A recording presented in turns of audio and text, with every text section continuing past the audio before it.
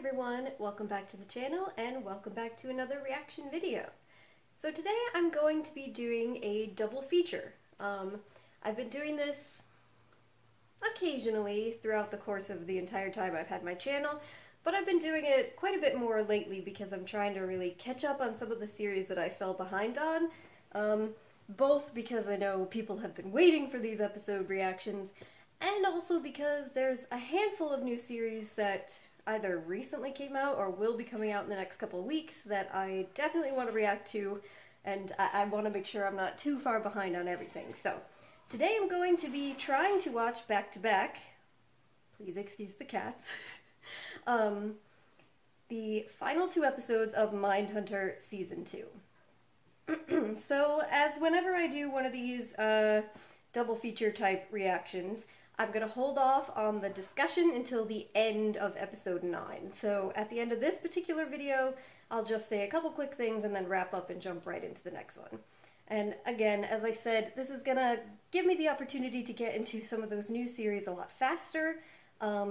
Very soon I'm going to be starting Watchmen, which I'm super excited about, as well as his Dark Materials. And then, in December, we have both The Witcher and the new season of The Expanse coming out, so very excited. Lots of good stuff ahead. But first, we have 2 final episodes of Mindhunter. I've thoroughly enjoyed the season thus far, and we're really kind of getting into it and digging deep with the Atlanta child murders over the past couple episodes, so very excited to see how it wraps up. Alright, so let's start episode 8. Here we go. So far, Holden has consistently failed to keep things under wraps. Chief asked me to help you with the logistics for this whole security plan you got going on. Yes, thank you. We'll see. So what you need, flyers? Advertising for volunteer security positions, concert night only. Okay, that sounds like a simple print job. We'll need to get them placed. You got your PO number?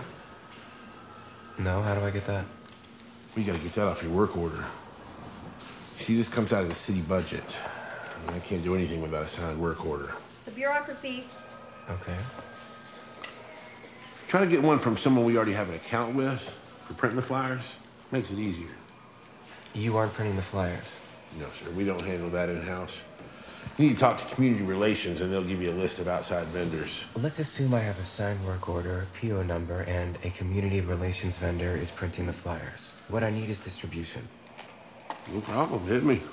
Everywhere a body was recovered. DeKalb, Fulton, Cobb, what? You want all 6 counties? Yes. I hate to keep throwing you curveballs, but you need to get individual approval from each jurisdiction. And I can't so much as distribute a post-it without proper authority. As soon as you get that, though, we'll get those flyers out. I promise you that.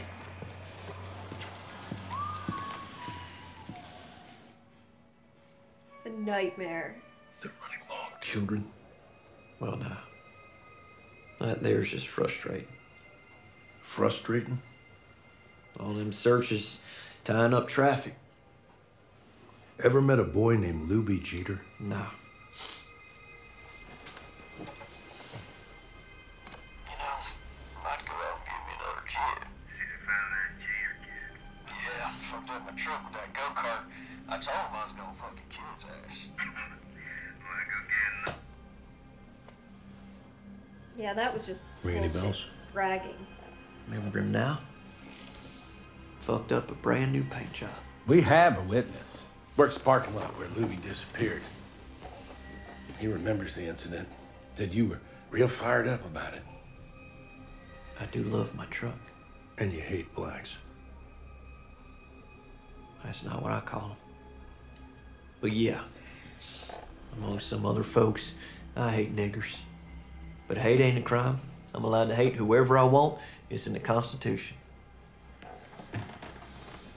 That's not in the Constitution, Dick We Bag. found Luby Jeter strangled to death shortly after that incident. Okay. Okay. What did you mean by go out and get me another one? I reckon, you tapping my phone. You must be watching me too, so... Did I? Go out and get me another one? No, because you're just a pathetic... See, that's in the Constitution too. I can feel anything I want, and I can say anything I want. Don't hurt nobody. I was washing his hair. He was playing with that stupid boat of his. I forgot what he'd done. And for a minute, it was just me and my beautiful boy. I got him out, wrapped him in a towel, started brushing his hair. And I saw us in the mirror, the two of us. Bath time. And I was so relieved. Relieved? Relieved that he wasn't really mine. His body didn't come from my body. None of it was my fault. You need to pick him up today. Okay. Make him dinner. Put him to bed. I can do that. I'm going out. Where? To the mall, maybe. I'm not sure. Will you be home for dinner? I don't know.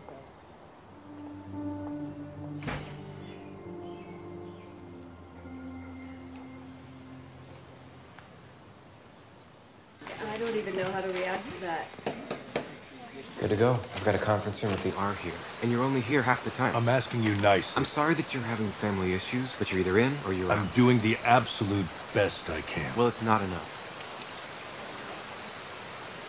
First of all, you may lean on me, but I don't work for you.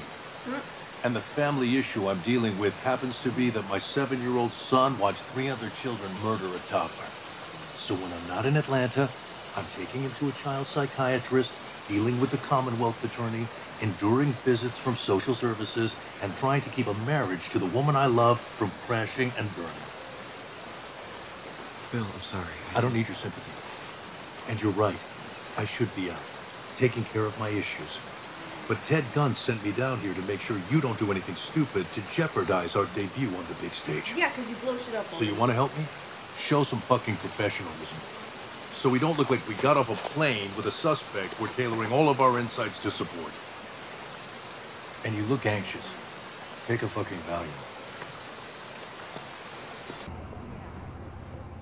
To think that you actually made me feel bad about myself. This is not about me. This is entirely about you, lecturing me to be I have where never are you? lectured you. And if I have to change the tone of my voice when I talk to my son, that is light years from a person who can't admit who they are.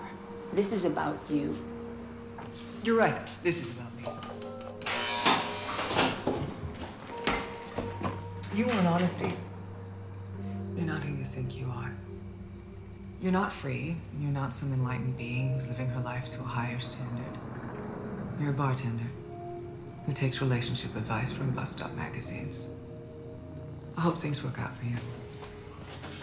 What the fuck?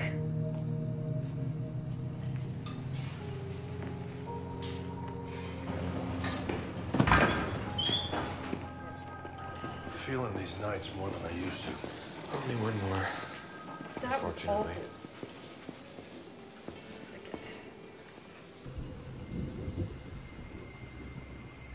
So these kids are vulnerable. They're hustling to survive. Some sell deodorizers. A few are in the trade. A lot of them know each other, which means they tell each other which parking lots to work. And somebody knows exactly where to find them. It's not completely random. Some kids may know him. He may not even have to hunt. If they're going to different houses, There could be more than one him. Maybe you've been too myopic. Yeah. Anybody in a bridge up there? I just heard a loud splash. Side of the bridge. Checking it out now. Maybe able to respond. Yeah, white car. Guys, clear this channel. Clear the car. Stop his ass. Lights just came on. Looks like he could have been stopped. Here we go.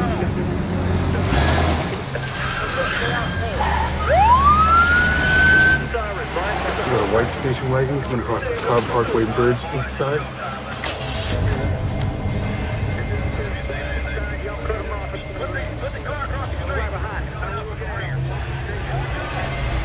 He's coming back across.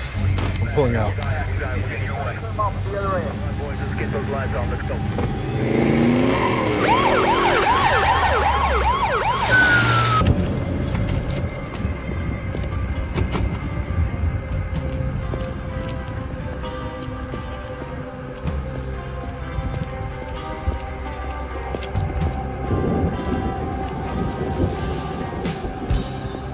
Wayne Bertram Williams. They got him. Do you know why we pulled you over, Mr. Williams? I guess it must be about all those boys. They cry in the dark, so you can't see the tears. They hide in the light. Hey, so that was the end of episode 8, and I'm very, very happy that I'm doing these 2 episodes back to back, because I would hate to have to wait another few days before I could see the conclusion to this, now that they've finally managed to find the actual culprit. And, you know, I'm aware, due to the fact that this is an actual person who did horrific things, that this is the guy that they're looking for, at least for some of the victims. So Holden seems vindicated in some ways, although I agree that he was acting somewhat myopic and that there could be more than one someone, and I think that he heard some very hard to hear but necessary things from Bill this episode. I'm also glad that they at least mentioned Holden's anxiety attack issues, even if Bill was just being kind of flippant about it, because that is one slight, very slight criticism I've had about the latter half of the season this far, is that it was like so prominent at the beginning and they haven't really touched upon it or showed anything about it since the beginning of this season. So it seems like that kind of fell by the wayside. So I'm glad that they touched upon it at least briefly in this episode, bringing it back up again. And yeah, I thought that that whole thing with Wendy and her girlfriend was disgusting, but I'll talk about these things in more depth at the end of the next video. So I'm gonna wrap this up here so that I can get into the finale, and like I said, I'll have a more in-depth discussion of my thoughts generally about both episodes and the season at the end of my episode 9 video. Alright, thank you very much for joining me, and hopefully I will see you for the next episode. Bye!